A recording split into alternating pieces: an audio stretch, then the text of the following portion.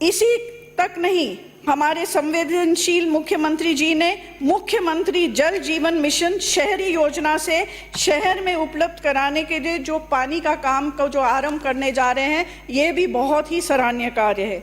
शिक्षा की कंपैरिजन करें तो बहुत बड़े शब्दों में उन्होंने राजकीय महात्मा गांधी अंग्रेजी माध्यम विद्यालय खोले जाने की घोषणा करी, और उससे क्या हुआ, सर्वाधिक नामांकन वाले के जो बालिका उच्च माध्यमिक विद्यालय थे उनको चिन्हित करके उनको अंग्रेजी मीडियम का, अगर वो कोई नवीन भवन बनाते, कोई नया इंफ्रास्ट्रक्चर डालते तो हम मानते कि वहाँ उन्होंने कुछ काम करा है। पर मैं दुर्भाग्य ही बोलूंगी कि ऐसे काम करने से इतनी सारी बालिकाएं शिक्षा से वंचित रह गई है, जो कि मैं समझती हूं कि उन बच्चियों के खिलाफ ये अक्षम्य अपराध है। हमारी सरकार आते ही उन्होंने क्या किया, आज़ादी के बाद पहली बार हमारे क्षेत्र में लाडपुरा विधानसभा क्षेत्र में एक महाविद्यालय खोलने जा रहे हैं, और इसके साथ कैथून में एक कन्या महाविद्यालय भी खुलने जा रहा है। युवा की बात करें तो बड़ी बड़ी बातें करते हैं, परंतु करा क्या। हमारी सरकार ने हमारी देश के भविष्य, हम युवा को मानते हैं, उनके नवीन पीढ़ी को तैयार करने के लिए हम जो काम कर रहे हैं, उनके लिए एक स्पोर्ट्स एकेडमी लाडपुरा में दिया है। और ये केवल घोषणा नहीं है, जमीन का आवंटन भी हो चुका है। और मैं कहना चाहती हूँ, ये एक ऐसा प्लेटफॉर्म होगा, अपॉर्चुनिटी होगा, जहाँ युवा अपना हुनर को निखारने के लिए और जो नशे में गलत कार्य करते हैं उससे भी डाइवर्ट करने के लिए एक बहुत अच्छा विकल्प है। साथ ही युवा को रोजगार के लिए तैयार करने के लिए माननीय मुख्यमंत्री जी ने उमेदगंज में एक पॉलिटेक्निक कॉलेज और 150 करोड़ की विश्वकर्मा स्किल इंस्टीट्यूट की भी घोषणा करी है। कोटा की जो हमारा क्षेत्र है, दिल्ली मुंबई एक्सप्रेसवे राजस्थान प्रदेश में काफ़ी हिस्से से जा रहा है, जिसमें मेरे विधानसभा क्षेत्र लाडपुरा में भी काफ़ी हिस्से से गुजर रहा है। ये एक बहुत बढ़िया अपॉर्चुनिटी है, और इसको ध्यान में रखते हुए हमारी सरकार ने गोपालपुरा में न्यू इंडस्ट्रियल जोन के लिए घोषणा करी है। और इसी के साथ मैं मांग रखना चाहती हूं, क्योंकि कोटा की पहचान एक शैक्षिक नगरी के साथ है और कोचिंग सेंटर्स की वजह से वहां काफ़ी सारे हॉस्टल्स बने हुए हैं, परंतु इस साल कोई कारण कम बच्चे आने के वजह से काफ़ी सारे हॉस्टल और इंफ्रास्ट्रक्चर तैयार है परंतु यूज़ में नहीं हो रहे हैं। तो अगर आप वहाँ एक लॉजिस्टिक्स हब या एक आईटी हब की घोषणा करेंगे तो रेडी इंफ्रास्ट्रक्चर आपको मिलेगा, और ये बहुत ही बेहतरीन विकल्प मिलेगा गुड़गांव जैसे क्षेत्र के बजाय अगर आप यहाँ क्षेत्र देंगे। इसी के साथ में कनेक्टिविटी की बात करें तो दिल्ली मुंबई की सारी ट्रेन कोटा से जाती हैं, और आने वाले समय में एयरपोर्ट का भी जल्द से जल्द शिलान्यास होने जा रहा है। और इसकी बात करने के बाद तो पूर्ववर्ती सरकार ने एयरपोर्ट को खूब लटकाया, अटकाया और सब कुछ करा, परंतु हमारी सरकार आते ही सारी क्लियरेंसेस हमें मिल गई हैं और डीपीआर भी तैयार हो चुका है और एयरपोर्ट का कार्य शीघ्र चालू हो जाएगा, और साथ ही एक एरो सिटी का निर्माण भी होगा। ये भी एक बहुत बढ़िया उदाहरण है डबल इंजन सरकार की। सिंचाई की बात करूं तो मंडाना जो डार्क जोन है उसमें डीपीआर के लिए 2 करोड़ राशि स्वीकृत हुए हैं, और वहाँ एक उम्मीद की राह जागी है कि वहाँ उनको सिंचाई का पानी मिलेगा। और ये माननीय वरिष्ठ सदस्य कह रहे थे ये सरकार सिर्फ डीपीआर पे चल रही है, तो मैं उनसे पूछना चाहती हूँ क्या उन्होंने ऐसे प्रोजेक्ट करे बिना डीपीआर बनाए? डीपीआर तो बनेगी तभी तो काम चालू होगा। और माननीय अध्यक्ष महोदय, आपके माध्यम से मैं कहना चाहती हूं कि हमारे यशस्वी मुख्यमंत्री ने हमें कहा है अवसर का फायदा लेना चाहिए, तो मैं चूकना नहीं चाहती, और उसी अवसर का फायदा लेते हुए मैं अपने क्षेत्र के महत्वपूर्ण मांगे रखना चाहती हूं जो रह गई हैं।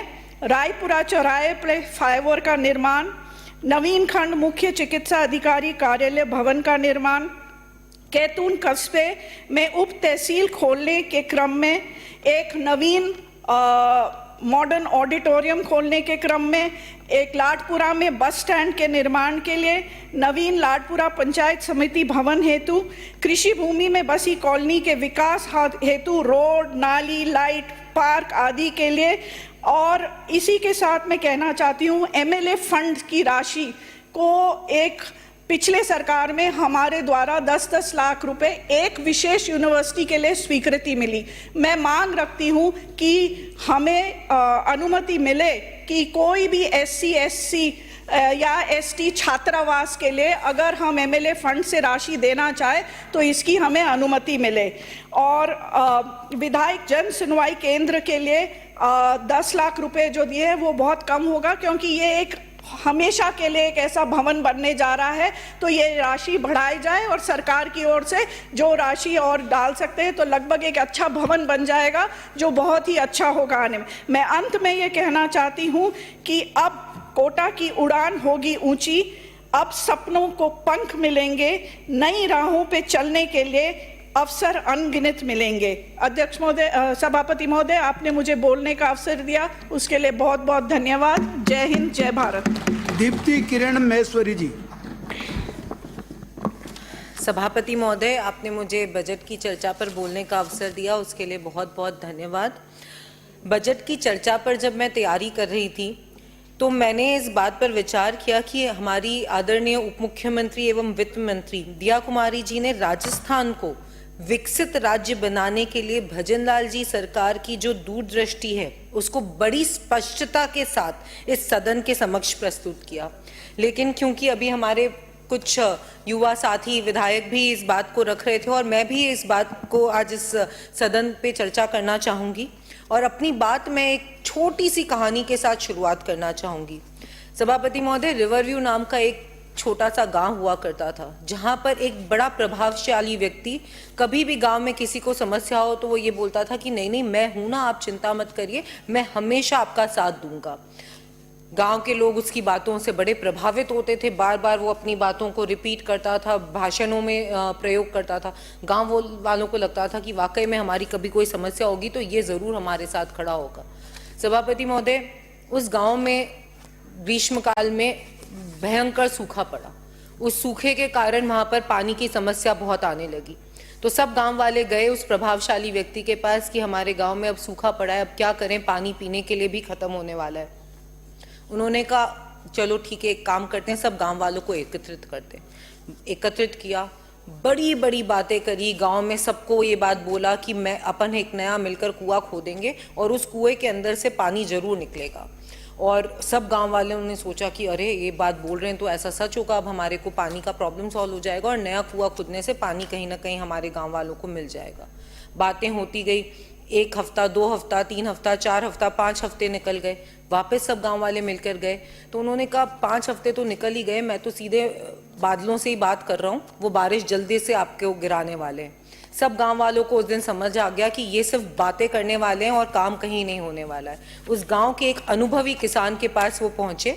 उस किसान ने उन सब गांव वालों की बातें सुनी, अपना फावड़ा उठाया और गांव में जहां पर उन सब ने तय किया था कि यहाँ हम कुआं खोदने की तैयारी करेंगे, वहां पर उसने धीरे धीरे धीरे उस फावड़े से कुआं खोदना चालू किया। उसकी ये चीज़ देखकर सभी गांव वाले उसके साथ जुड़े। सभी गांव वालों ने मिलकर वहां पर कुआं खोदना चालू करा और 1-1.5 हफ्ते में उस कुएं के अंदर पानी भी हो गया और गाँव वालों के जो सूखा पड़ा था उसकी भी समस्या का समाधान हो गया।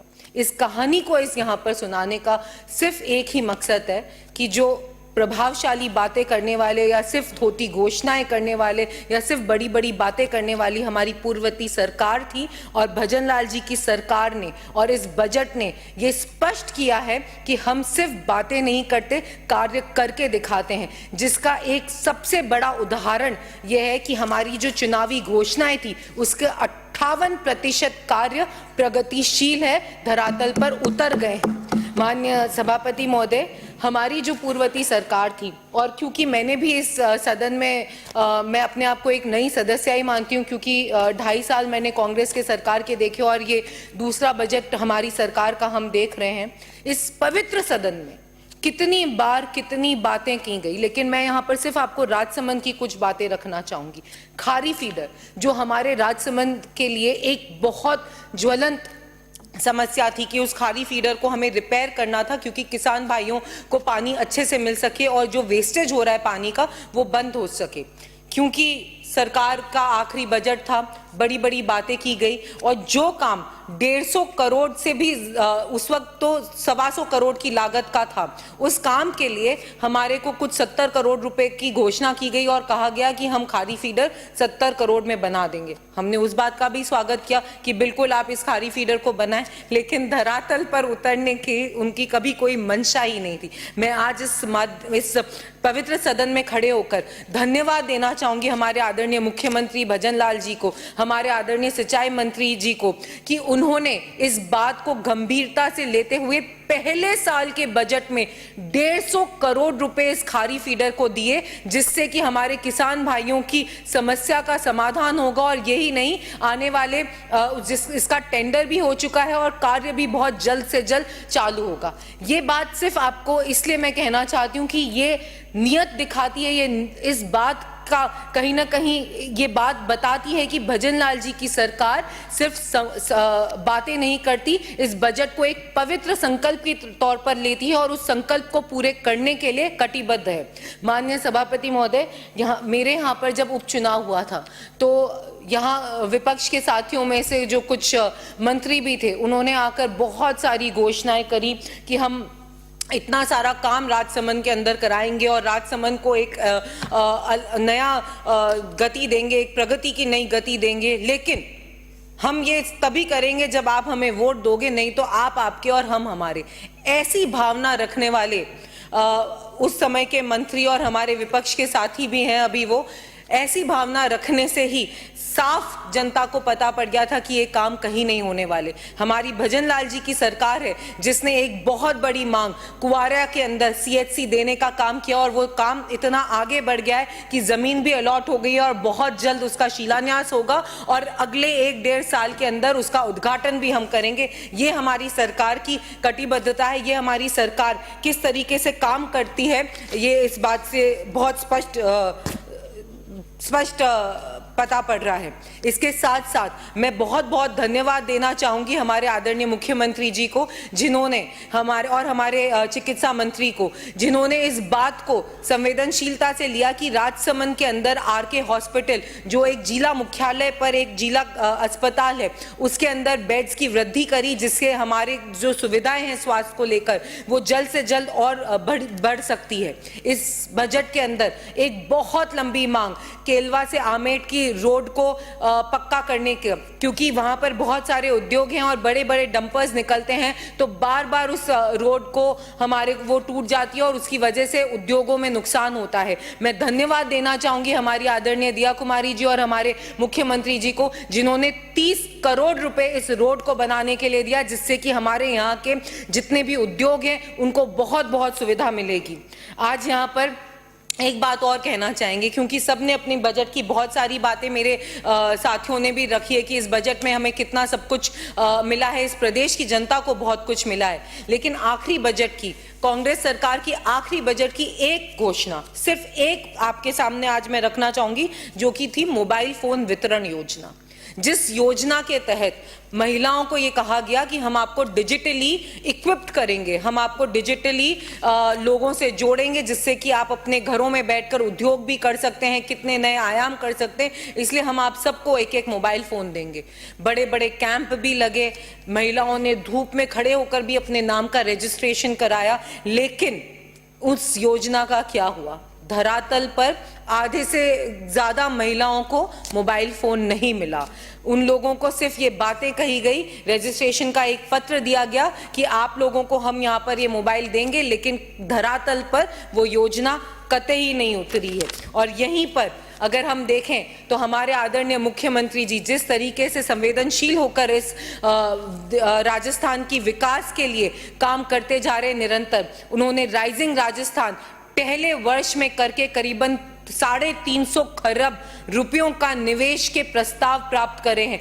ये है हमारी सरकार और ये है हमारी सरकार की गुणवत्ता। अब हम बात करें हमारे विपक्ष के साथियों की, आज वो यहाँ पर नहीं है और इतने हंगामे, मुझे तो लगता है सभापति महोदय वो हंगामे सिर्फ इसलिए कर रहे हैं और नहीं होने के एक बहाना ढूंढा है क्योंकि उनके पास हमारी सरकार के बारे में, उनकी योजनाओं के बारे में बोलने के लिए कुछ बचा ही नहीं है। सरकार जिस तरीके से इतनी सीरियस होकर, जब बजट, पहला बजट पेश हुआ था, तो उससे पहले भी जब कांग्रेस के सरकार के टाइम पे बजट पेश होते थे तो कभी ऐसा नहीं हुआ कि बजट सत्र चल रहा हो और प्रभारी मंत्रियों को भेजा गया हो मुख्यालयों पर और इस बात की बात रखी गई हो कि जितनी घोषणा है उसमें तुरंत प्रभाव से उसके बारे में काम होना चाहिए। शायद यही कारण है कि पिछली बार की जो बजट घोषणा हुई उसमें करीबन 73% वर्क ऑलरेडी कार्यशील है, ऑलरेडी प्रगतिरत है। माननीय सभापति महोदय, इस बजट में भी जैसे ही बजट की घोषणा हुई, इस रविवार को ही हम सब विधायक भी उन मीटिंग्स में मौजूद थे जहां पर प्रभारी मंत्री अलग अलग जिला मुख्यालयों पे गए और उन्होंने इस बात की जानकारी ली कि बजट को किस तरीके से धरातल पे उतारना है, साथ में प्रेस कॉन्फ्रेंस करना, लोगों तक बताना, क्योंकि हमारे पास कुछ भी छुपा हुआ नहीं है। हम सब कुछ इतना सामने है, सबके सामने है कि हम लोग ये चाहते हैं कि जनता तक हमारे भाव बहुत अच्छे से पहुंच सके। माननीय सभापति महोदय, हमारे विश्व के सबसे प्रसिद्ध नेता, हमारे इस विकसित भारत के शिल्पकार, हमारे आदरणीय प्रधानमंत्री नरेंद्र भाई मोदी जी, जिन्होंने ये बात कही कि गरीबों के लिए, किसानों के लिए अगर 5 व्यवस्थाएं सही हो जाए तो प्रगति को कोई नहीं रोक सकता। मुझे पता है आप समय को देख रहे हैं माननीय सभापति महोदय, सबसे छोटी सदस्य इस पार्टी की मानकर आप मुझे और ये कहते हैं ना, नेबर वाला धर्म निभाए और 2 मिनट थोड़ा सा और मुझे दें। उन्होंने 5 मूलभूत बातें कि सड़क, बिजली, पानी, शिक्षा और स्वास्थ्य, इस पर अगर हम काम करें तो हमारा देश को विकसित होने से कोई नहीं रोक सकता। और हमारी राजस्थान की सरकार भी इन 5 पर पूरी तरीके से काम करते हुए इस बात को सदा बता रही है कि हम सिर्फ बातें नहीं करेंगे, हम घोषणा नहीं करेंगे, हम संकल्पबद्ध होकर कार्य पूरे करेंगे। युवाओं को जिस तरीके से मजबूत करने के लिए, इंडस्ट्री रेडी करने के लिए, फ्यूचर रेडी करने के लिए जिस तरीके से कार्य किए जा रहे हैं, centre for advance skilling and career counselling खोला जा रहा है, कौशल विकास केंद्र खोले जा, कौशल विकास संस्थान की घोषणा जो की गई है, मैं इस बजट में उसका बहुत बहुत स्वागत करती हूँ। उससे हमारा युवा आत्मनिर्भर होगा और रोजगार के नए आयाम बढ़ेंगे। इसके साथ साथ हमारे प्रधानमंत्री मोदी जी ने इस बार की मन की बात में ये कहा, मैं 2 मिनट में ये अपनी बात को समाप्त करूंगी। प्रधानमंत्री मोदी जी ने इस बार की मन की बात में कहा कि 8 मार्च को अंतर्राष्ट्रीय महिला दिवस आने वाला है। यह हमारी नारी शक्ति को नमन करने का एक विशेष अवसर होता है। उन्होंने कहा, हमारी संस्कृति में नारी शक्ति का सम्मान ही सर्वोपरि है। बेटियों को देवी जैसा माना गया है और हम उस परंपरा के वाहक हैं जहां पुरुषों की पहचान नारियों से होती है। यशोदा नंदन, कौशल्या नंदन, कुंती पुत्र। आज नए इंडिया, न्यू इंडिया, नए भारत का सपना तभी साकार होगा जब नारी सशक्त होगी। और हमारे आदरणीय मुख्यमंत्री भजनलाल जी ने इन्हीं बातों को आगे बढ़ाते हुए, चाहे लखपति दीदी योजना हो, चाहे कामकाजी महिलाओं के लिए आवास हो, बालिकाओं के लिए 35,000 छात्राओं को स्कूटी वितरण हो, या स्वयं सहायता समूह को विशेष प्रोत्साहन हो, या फिर 2 मिनट संदीप जी बैठिए आप, प्रधानमंत्री मुद्रा योजना या महिला उद्यमिता को बढ़ावा हो, इन सब पर कार्य करते हुए महिलाओं को सशक्त बनाया है, महिलाओं को नए आवाम दिए कि वे आत्मनिर्भर हो सके। मैं अंत में अपनी बात को एक छोटी सी कविता के साथ समाप्त करूंगी, एक छोटी सी कविता के साथ। राजस्थान की माटी न्यारी, संस्कृति की गूंज है प्यारी, हर रंग में बसी यहाँ विरासत, हर स्वर में है अपनी खासियत। लोक गीतों की मिठास यहाँ, घूमर की छवि अनुपम, भाषाओं में मेल जोल, हर त्योहार मनाए संग। मारवाड़, मेवाड़, हारोटी, शेखावटी की बात, हर क्षेत्र का अपना गौरव, अपनी अलग सौगात। लेकिन अब हम आगे बढ़कर विकास की राह बनाएं, परंपरा संग नवाचार से राजस्थान को चमकाएं। हर गांव में शिक्षा होगी, हर खेत में हरियाली, हर हाथ को काम मिलेगा, ना होगी कोई बदहाली।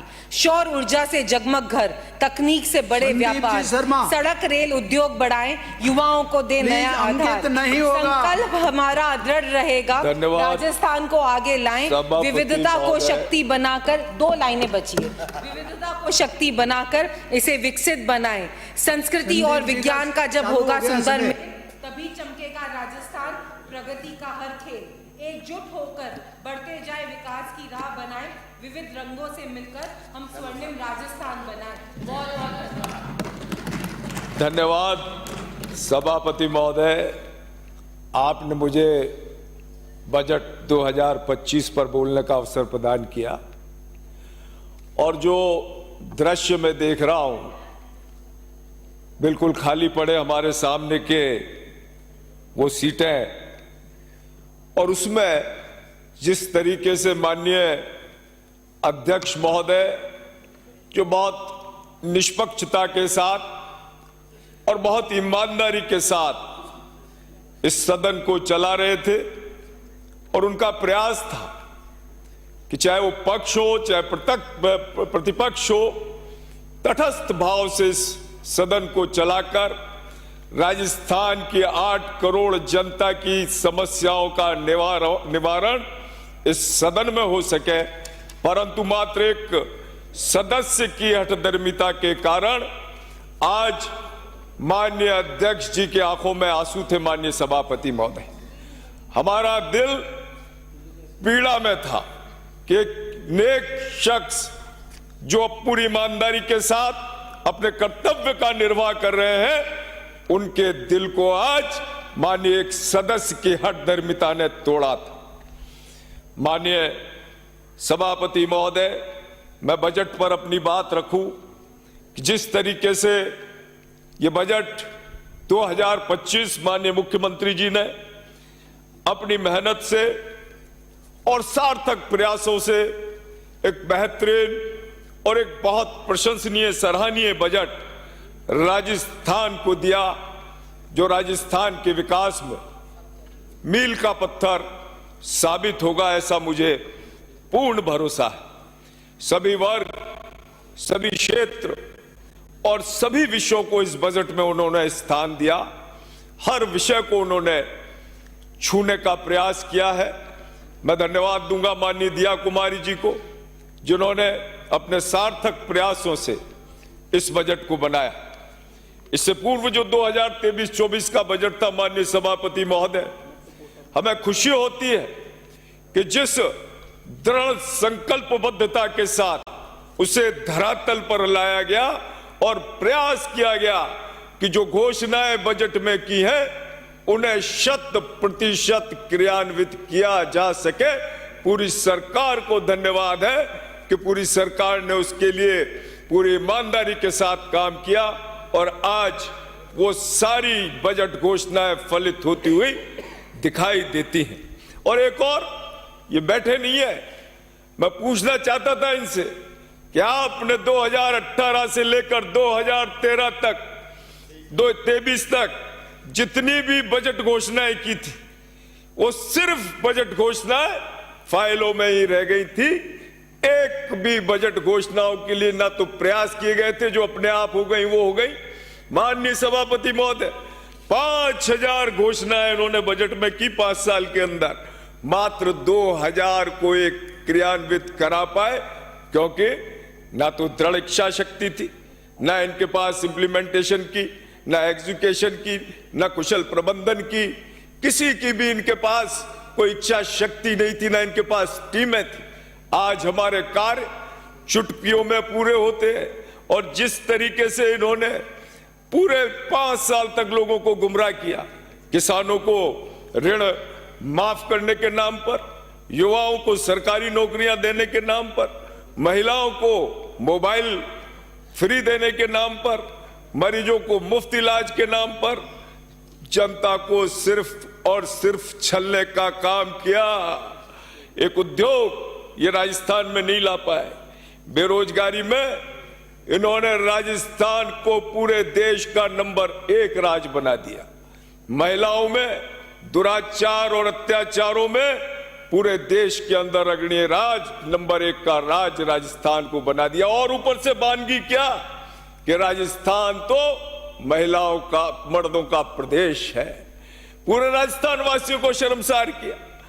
ये हरकतें, इतना ओछापन, मुझे समझ में नहीं आता किस प्रकार के संस्कार इनको विरासत में मिले हैं।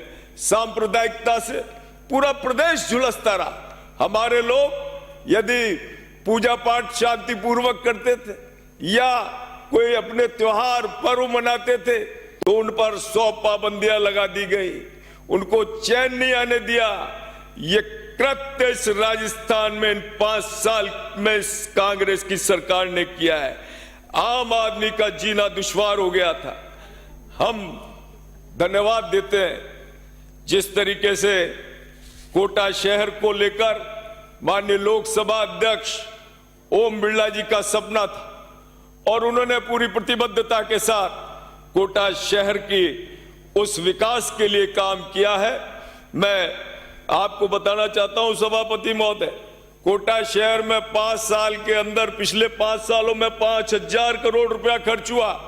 वो 5000 करोड़ रुपया कोटा के 3 कामों में, river front, oxygen, signal free Kota में एक रोड बनाया और इसके अलावा कुछ चौराहे बनाए जिसमें 5000 करोड़ रुपए खर्च कर दिए गए, उनको उड़ा दिया गया, जिनमें ना कोई किसी की उपयोगिता को तय किया गया, ना कोई टेक्निकली डिजाइनिंग उसको दी गई। रिवर फ्रंट में एक पेड़ नहीं है, 0%। माननीय मंत्री जी बैठे हुए हैं, उस रिवर फ्रंट में एक ग्रीन बेल्ट का काम नहीं है। और जिस तरीके से अंडर ब्रिज, फ्लाईओवर जो गलत डिजाइनिंग करे उससे आज भी एक्सीडेंट होते हैं। इस सौंदर्यीकरण और विकास की सैकड़ों लोग अकाल मृत्यु हो गई, काल के ग्रास में चले गए। कोटा के लोगों को बलि पर चढ़ा दिया आपके इस 5000 करोड़ लोगों ने, 5000 करोड़ रुपयों ने। मैं माननीय धन्यवाद दूंगा माननीय मुख्यमंत्री जी का, जिन्होंने कोटा में पर्यटन, शिक्षा, चिकित्सा, धार्मिक महत्व, उद्योग, सीवरेज, पेयजल की पाइपलाइन, सड़कें और प्रत्येक आधारभूत सुविधाओं को ध्यान में रखते हुए कोटा के चहुमुखी विकास की सुनिश्चितता को तय किया है। और कोटा वासियों के सुझाव व उनकी मांग पर हमने जो भी बात माननीय मुख्यमंत्री जी को दी, 100% उन मांगों को, हमारे आग्रह को माननीय मुख्यमंत्री जी ने माना। कोटा में मिनी सचिवालय मिला है, कोटा एयरपोर्ट के निकट एयरो सिटी की स्थापना हुई है, मेडिकल कॉलेज में cancer unit, cottage ward, Vishwakarma skill university 150 crore से, टॉय पार्क, बालिका सैनिक school, para sports complex, coaching छात्रों के लिए युवा साथी केंद्र, कोटा बैराज पर वाटर स्पोर्ट्स एवं पैरा स्पोर्ट्स स्कूल को इस बजट में स्थान दिया गया है। वल्लभ संप्रदाय की प्रथम पीठ श्री मथुराधीश जी मंदिर के विकास हेतु डीपीआर बनाने का प्रावधान भी इस बजट में किया है। मैं माननीय मुख्यमंत्री जी से निवेदन करना चाहूंगा कि इस धार्मिक पर्यटन के विकास हेतु कॉरिडोर निर्माण, हेरिटेज सिटी विकसित करने हेतु 65 करोड़ की डीपीआर तैयार है। मैं आग्रह करना चाहता हूं कि डीपीआर के मुताबिक इसमें 65 करोड़ रुपए का बजट स्वीकृत कराकर हम कोटावासियों को अनुग्रहित करें ताकि ये निर्माण शीघ्र हो सके। मैं आभार व्यक्त करता हूं कोटावासियों की ओर से कि आपने कोटा में विकास की नई इबारत लिखी है। कोटा स्टोन में कई उद्योग चल रहे हैं जिसमें प्रमुख रूप से कोटा स्टोन और सैंड स्टोन है। कोटा पहले उद्योग नगरी के नाम से जाना जाता था। पिछले बजट में कोटा को कोटा स्टोन मंडी का बजट में स्थान मिला था, परंतु मेरी मांग है कि 2024-25 में जो स्टोन मंडी प्रस्ताव आया था उसके स्थान पर कोटा के व्यापारियों की मांग है कि यहाँ स्टोन पार्क बने, व्यापारी इस पार्क में प्रोसेसिंग यूनिट लगा सके तथा कॉमर्शियल एक्टिविटी प्लान कर सके।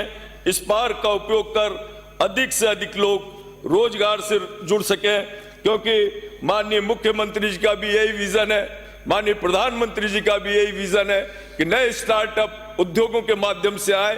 और हमारे पास ये कोटा स्टोन और कोटा का सैंड स्टोन ऐसा है जो विदेशों तक जा रहा है, तो निश्चित रूप से आप इसको स्टोन पार्क में बदलने का काम करेंगे। 1 साल के जो हमारे काम हुए हैं, मैं धन्यवाद देना चाहता हूं पुनः हमारी सरकार को। जीएसडीपी 19,89,000 करोड़ से अधिक होने का इस बार 2025-26 में अनुमान है। 2023 तक $350 बिलियन की अर्थव्यवस्था कर राजस्थान को एक विकास के नए आयाम मिलेंगे, आर्थिक सुदृढ़ता मिलेगी।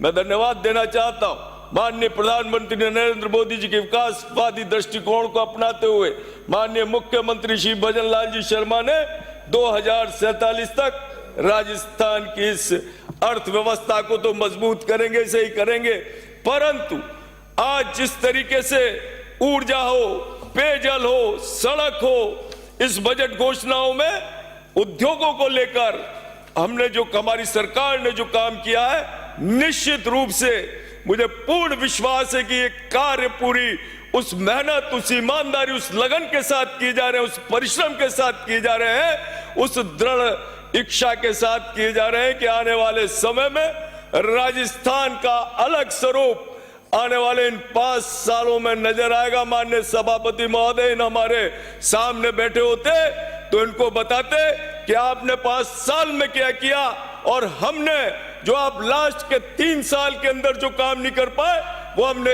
1 साल के अंदर करके बता दिया इस राजस्थान में। मैं धन्यवाद देता हूं हमारे माननीय मुख्यमंत्री जी को, जिन्होंने पूरी प्रतिबद्धता के साथ अपनी सरकार को जो पहली बार आए थे और जिस तरीके से उन्होंने सारी चीजों को संभाला है, इम्प्लीमेंटेशन करवाना जानते हैं, लोगों को बैठाकर किस तरीके से कार्य होता है, पूरी मेहनत के साथ, दृढ़ इच्छा शक्ति के साथ राजस्थान के विकास को नए आयाम मिलेंगे। इन्हीं शब्दों के साथ मैं अपनी वाणी को विराम देता हूं। आपने मुझे बोलने का अवसर दिया, निश्चित रूप से आपका भी बहुत बहुत आभार माननीय सभापति महोदय। श्री अजय सिंह जी, पक्षपात किया भैया। माननीय सभापति महोदय, मैं बजट 2025-26 पर अपने विचार प्रकट कर रहा हूं। समय देने के लिए धन्यवाद। डेगाना विधानसभा क्षेत्र के लिए दोनों बजट ही बहुत अच्छे रहे। क्षेत्र के लोग खुश हैं। मैं सर्वप्रथम माननीय मुख्यमंत्री जी को, वित्त मंत्री जी को बहुत बहुत धन्यवाद ज्ञापित करता हूं और बहुत बहुत जनता की ओर से आभार प्रकट करता हूं। सभापति महोदय, हमारी जिंदगी कब अच्छी होती है? हमारी जिंदगी तब अच्छी होती है जब हम खुश होते हैं, लेकिन हमारी जिंदगी बेहतरीन हो जाती है जब हमारे कारण से हजारों, लाखों, करोड़ों लोग खुश हो जाते हैं। यह बजट भी इसी तरह का है। ज्यों-ज्यों यह बजट धरातल पर उतरता चला जाएगा, लोग भी खुश होते जाएंगे और विकास को भी नई गति मिलेगी, ऐसा मेरा मानना है। माननीय सभापति महोदय, मेरे डेगाना क्षेत्र में उप जिला हॉस्पिटल बनेगा। देश की आजादी के बाद में मेरे विधानसभा क्षेत्र में किसी भी भवन के ऊपर 40 करोड़ रुपया खर्च नहीं हुआ है। अब की पहली बार 40 करोड़ रुपया खर्च होगा। मैं माननीय मुख्यमंत्री जी का बहुत बहुत धन्यवाद ज्ञापित करता हूं। इसके लिए भूमि का आवंटन भी हो गया जहां पर हम चाह रहे थे। मेरे विधानसभा क्षेत्र के उप स्वास्थ्य केंद्र चूही बिखरनिया कला को प्राथमिक स्वास्थ्य केंद्र में क्रमोन्नत किया गया है। मैं बहुत बहुत धन्यवाद ज्ञापित करता हूं।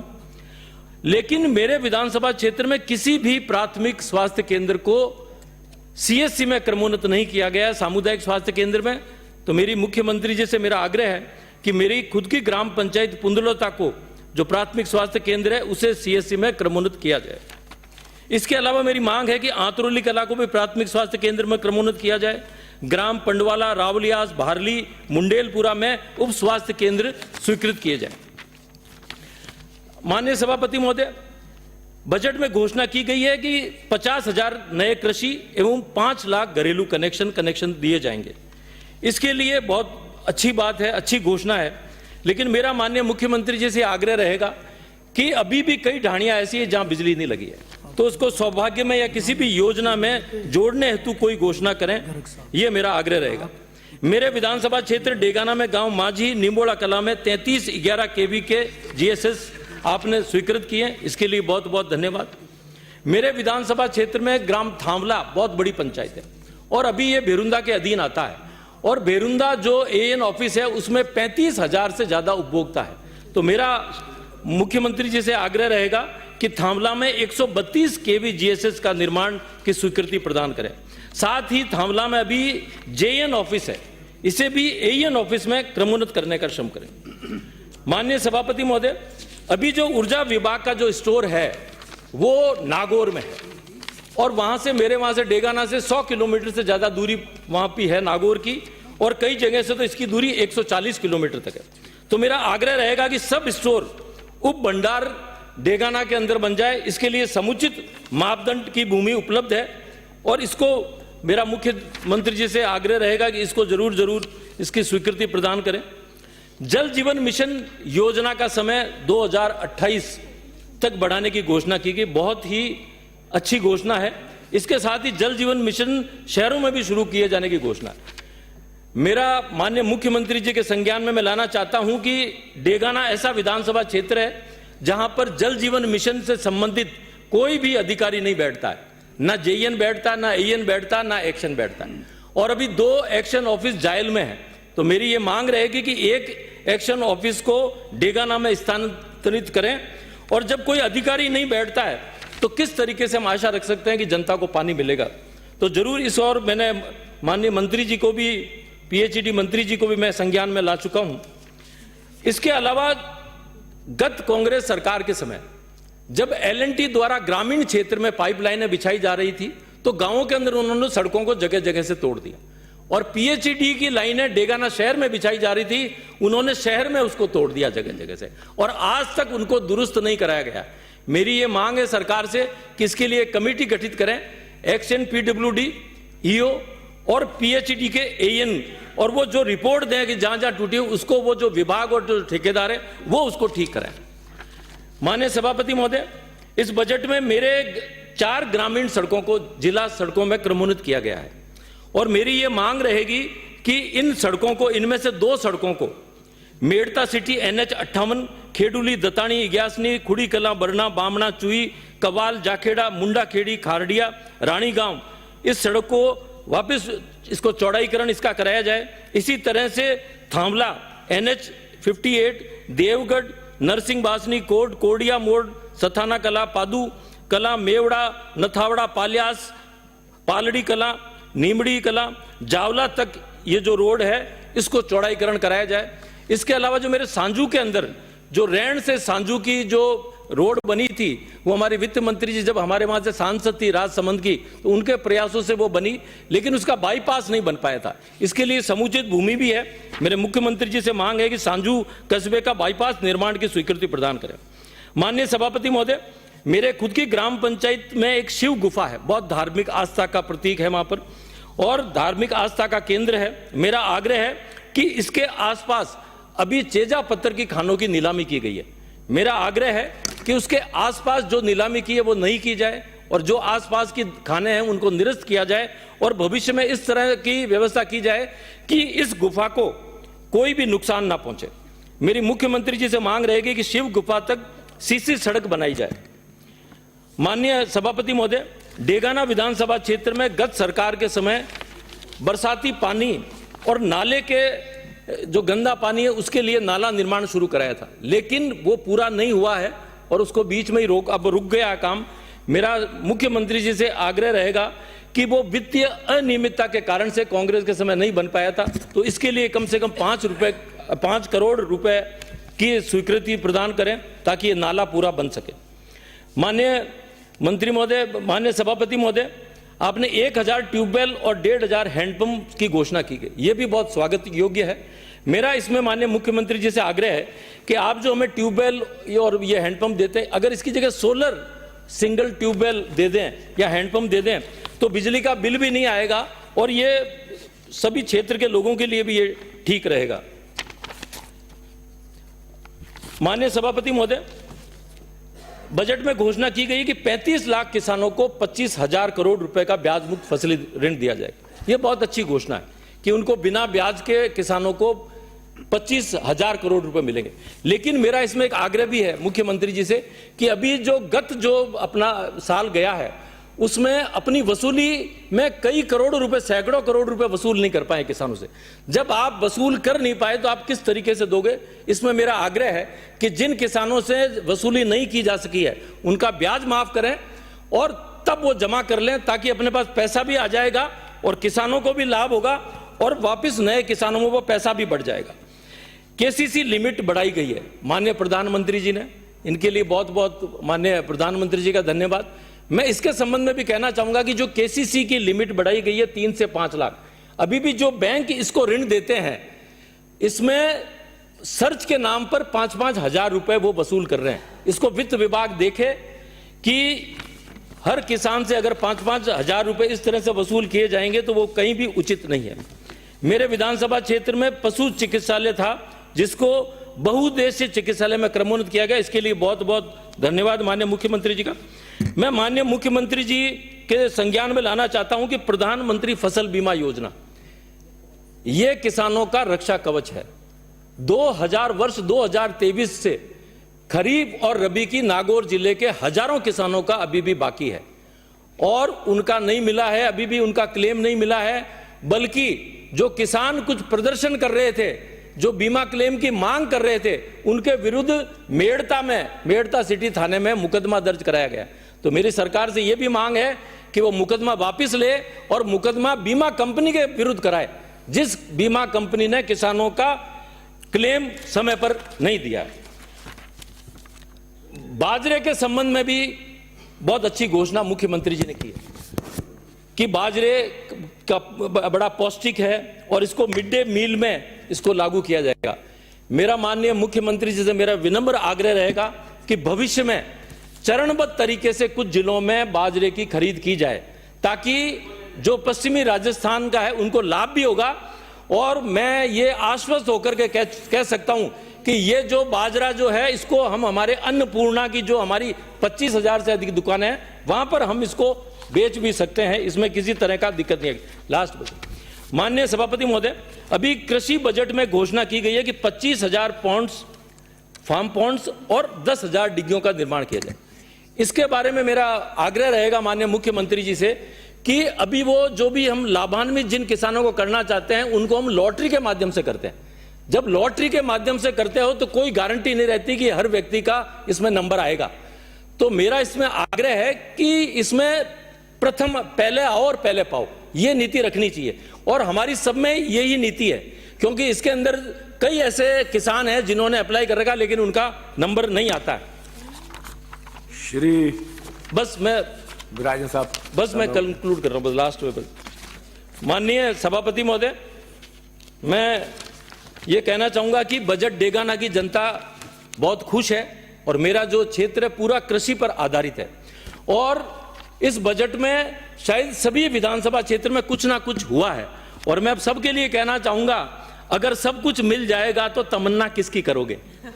यदि सब कुछ मिल जाएगा तो तमन्ना किसकी करोगे? कुछ अधूरी ख्वाहिशें ही तो है जो जिंदगी जीने का मजा देती है। जय जय डेगाना, जय जय राजस्थान।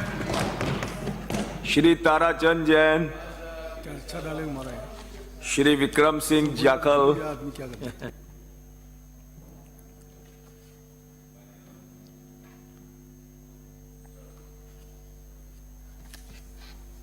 आदरणीय सभापति महोदय, सर्वप्रथम मैं आपको धन्यवाद ज्ञापित करता हूं कि आपने मुझे बजट 2025-26 पर बोलने का अवसर प्रदान किया।